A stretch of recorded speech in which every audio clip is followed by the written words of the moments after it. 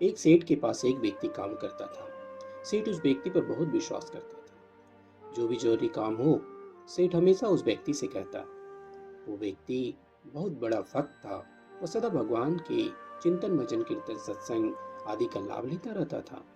एक दिन उस भक्त ने सेठ से तीर्थ यात्रा करने के लिए कुछ दिन की छुट्टी मांगी। सेठ ने उसे छुट्टी देते हुए कहा, भाई मैं तो हूँ संसारी आदमी, हमेशा व्यापार के काम में व्यस्त रहता हूँ, जिसके कारण कभी तीर्थ गमन का लाभ नहीं ले पाता। तुम जा ही रहे हो तो यह लो 100 रुपये मेरी ओर से प्रभु के चरणों में समर्पित कर देना। भक्त से भक्त सेठ से 100 रुपये लेकर तीर्थ यात्रा पर निकल गया। कई दिन के पैदल यात्रा के बाद वह पहुंचा। मंदिर की ओर प्रस्थान करते समय उसने रास्ते में देखा कि बहुत सारे भक्तजन सत्संग बड़ी मस्ती में कर रहे हैं। सभी की आंखों में अश्रुधारा बह रही है। सत्संग में बहुत आनंद आ रहा था। भक्त भी सत्संग का आनंद लेने लगा।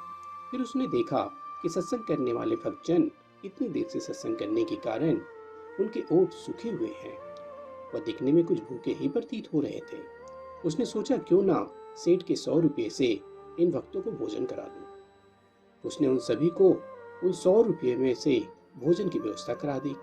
सबको भोजन कराने के बाद उसे भोजन व्यवस्था में उसे कुल 98 रुपये खर्च करने पड़े।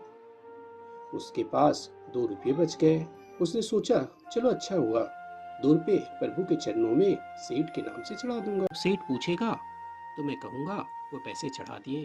वह भक्त दर्शनों के लिए मंदिर में प्रवेश किया। प्रभु जी की छवि को निहारते हुए अपने हृदय में उनको विराजमान कराया। अंत में उसने सेठ के 2 रुपये प्रभु के चरणों में चढ़ा दिए। उसी रात सेठ के पास स्वप्न में प्रभु आए और बोले, सेठ तुम्हारे 98 रुपये मुझे मिल गए। और ये कहकर प्रभु अंतर ध्यान गए।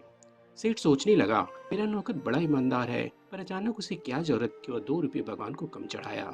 उसने 2 रुपये का क्या खा लिया, उसे ऐसी क्या जरूरत पड़ी। ऐसा विचार सेठ करता रहा।